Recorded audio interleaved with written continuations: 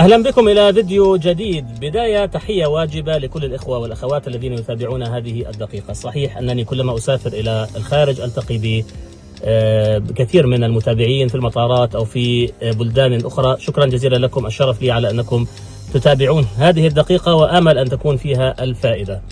آخر سفرة التقيت بأحد العاملين في المطار وسعدت جدا بذلك. على كل، هذه الدقيقة طبيبة مصرية تفوز بمعركة قضائية ضد الترحيل بسبب منشور عن طوفان الأقصى.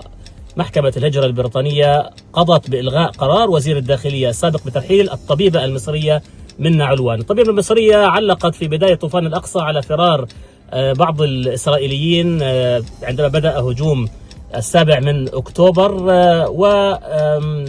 ونشرت تعليقا خلال ذلك الهجوم أثار موجة من الانتقادات داخل وزارة الداخلية ورفع عليها قضية. حسب الديلي تيليغراف، أيد القاضي ستيفن ديفيز موقف وزارة الداخلية في أن منشورات الدكتورة علوان كانت صادمة ولا يمكن تبريرها، مشيرا إلى أنها تضمنت دعما غير مباشر للعنف، لكن أيضا قال أن قرار الترحيل غير متناسب وغير معقول، مؤكدا أن الوزارة لم تأخذ في الاعتبار الطبيعة القصيرة الأمد للمنشورات.